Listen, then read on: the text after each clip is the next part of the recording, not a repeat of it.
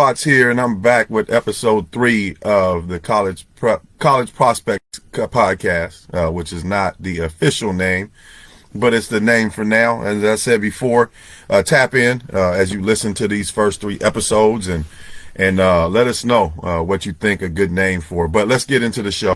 Today I want to talk about something at the end of episode 2, when we talked about the process of becoming a college prospect, from the development to exposure to recruiting, and then executing, being and thriving as a college student athlete all the way through graduation.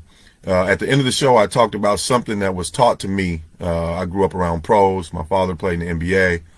I had a real advantage as it related to playing college basketball and becoming a prospect. And I had so many mentors and so many people that were involved in my life that showed me the way. And that's why I'm doing this show, to pay that forward. Like I said, I paid it. My father, my mentors, the people that I grew up around taught me so many lessons, so many valuable lessons. And I grew up in a time where it wasn't something that in the youth game a whole lot of people were making a lot of money off of. It was really just volunteers that sought out, talented individuals to help them nurture their futures and careers. And that's changed a lot. And so with that changing, I think that's where the last thing I said on episode 2 was one of the most valuable things that was taught to me, and I really took to heart throughout my playing career. In high school, when I became a big time player, big time prospect, all the way through college and also professionally, and that was, don't read your press clippings. Don't read your press clippings. Now what does that mean? What does that mean to you, and why would I be told, why would we be taught not to read your press clippings? And then what does that mean in today's game? Because today's game, it's a completely different monster, but I think it's still I think it's even more important in today's game to develop a filter, to develop routine, to develop a habit, to develop an understanding of not reading your press clippings. And if I could convert that to today's time, in the time of social media, it's don't buy into your own hype. And I see this all the time. It's something that frustrates me a lot as a player development person, as somebody who really understands and values the value of playing college, and what that can do for your life, and as somebody who wants the kids in my community, the kids in my region, to be the most, to be the ones getting those opportunities.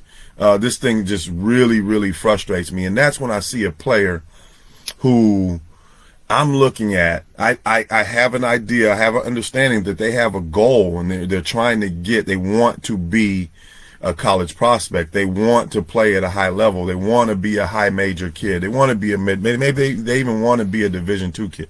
It doesn't matter what level, but I'm watching the kid and I'm like, oh man, like he's pretty good. Like he has some gifts. He has some talents. He has some things that he has the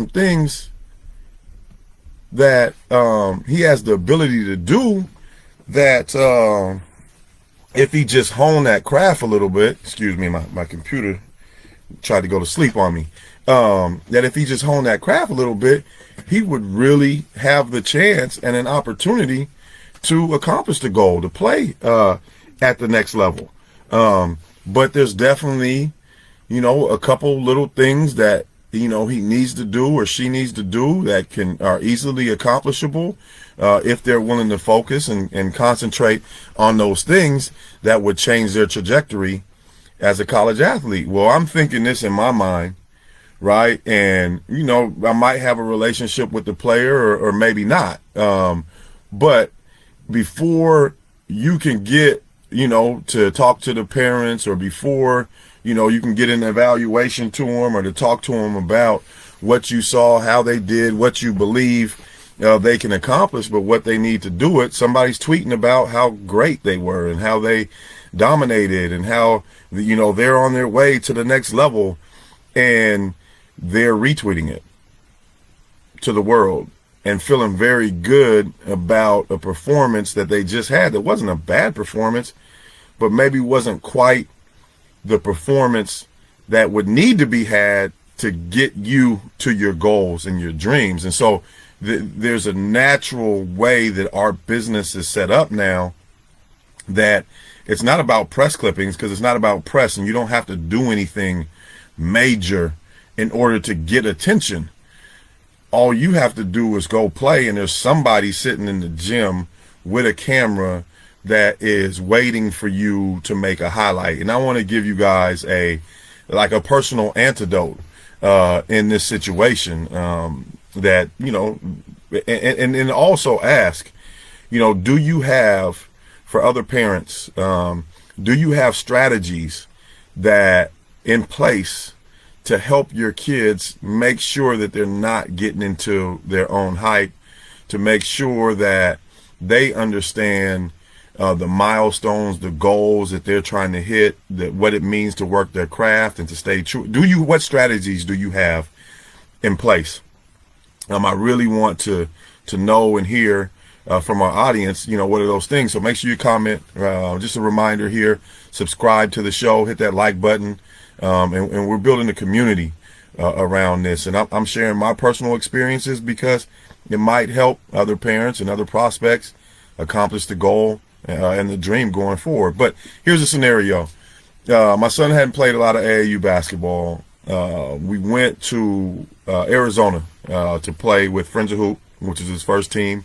First experience playing AAU, was really green with it. He was on the second team. He kind of just picked up the team during COVID, going over to Idaho to play some games, and that season it kind of ended, and then we were going to do a trip to Phoenix, and it was cool. It's cool to be playing when we weren't playing, and like big ups to Friends of Hoop and the coach, Antonio Foster was a guy who came out of my program. So it was a great experience for him, and one that is a big part of what he is. But on this particular day, we're playing in Phoenix, and we're playing the worst AAU team I've ever seen in my life. It looked like a high school C team.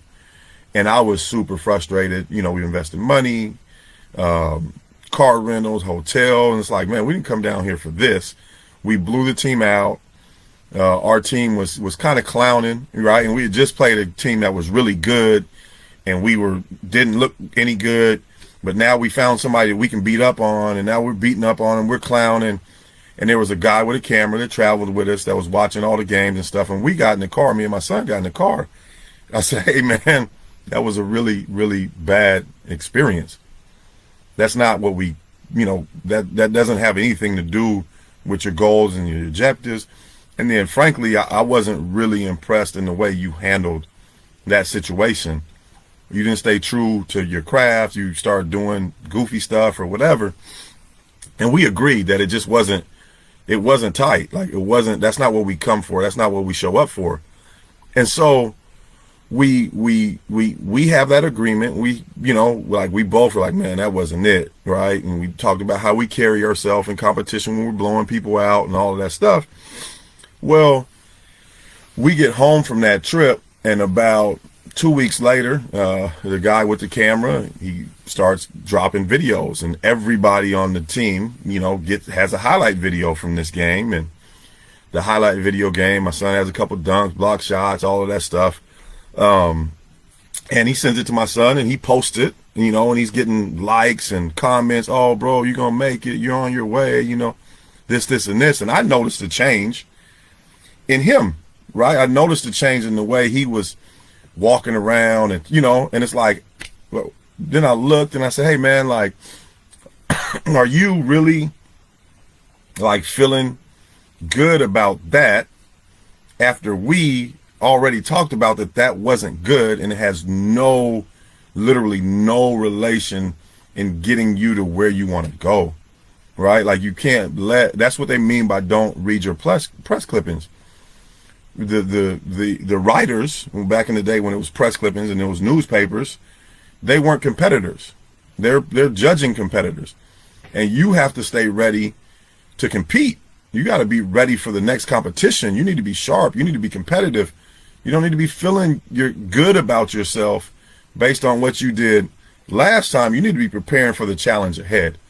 And so that's what it means by don't read your press clippings. And for me, and I like to hear from you, the kids, you know, we always say generationally, oh, we had it tougher. For me, the kids in today's era, especially as it relates to that, have it much, much tougher because there's so much media and there's so many people around who are trying to boost their following, who are trying to boost their business off of kids' performance and making them feel good about themselves, whether they're good or not, right? Like, and I don't think it's anything that anybody has any ill intentions about, for the most part. I just think it's people, you know, things that people don't think about, and the cat is out of the bag, and how do you put it back in the bag? Well, as a parent of a prospect, a parent who wants to be a prospect, that's not my responsibility. My responsibility is to make sure that my kids aren't negatively impacted by their own hype or the hype that is created around them, and to make sure that they stay focused on their goal, on their craft, right? Accomplishing their milestones and reaching their goals. Now, as a coach in the community and as a podcast host, it's 100% my concern and responsibility of how do we make this better for kids as a whole, so they understand and know like what to value and how to understand their value in relationships to their goals and what they're trying to accomplish. So that's my message for today. Don't read your press clippings. Don't get into your own hype.